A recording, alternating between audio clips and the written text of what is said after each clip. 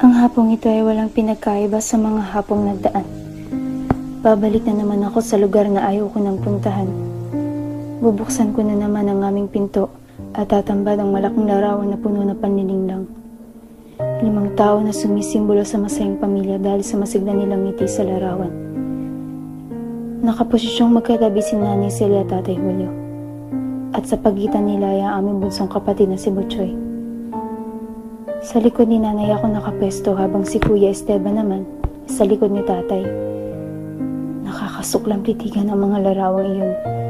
Sinasabayan pa ng pagkahilo ko dahil sa puyat at pagod.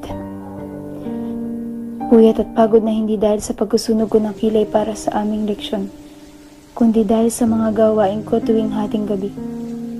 Ang hirap ng ganitong sitwasyon. Lalo't 17 anyos pa lamang ako.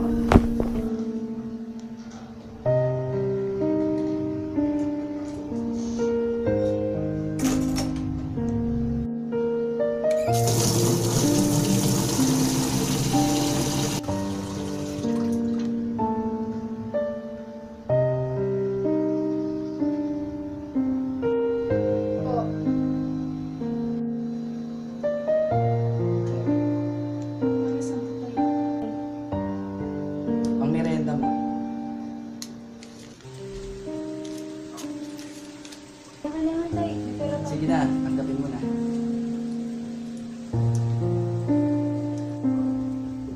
Ano po tayo? Galing po ako doon, nag-basketball po eh. Inaya po ako nila, Edwin po doon eh. Hinahanap po si ate. Asan po ba si ate? Ate! Ate! Tawag ka nga doon. Nay, sino daw po yun? Ay naku, man ko. Tanong mo na lang doon sa kapatid mo. Saglit lang po.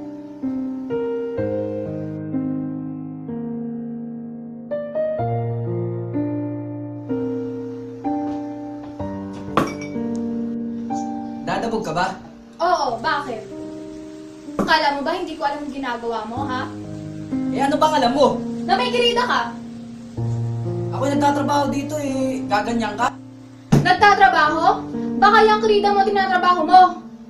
Nay, ano ba yan? Umalis ka dyan, Iste. Punta ka sa ate mo. Hindi na ako muli pang iiyak. Malaya na si Tatay gawin ang lahat. Patuloy ko itong titiisin at kailanman hindi ako magsusumbong upang hindi tutuhanin ni Tatay ang kanyang banta na papatayin niya si Nanay. Hindi man payapa ang aking pag-iisip, ngunit para sa kapayapaan ng aking pamilya, ay titiisin ko ang lahat.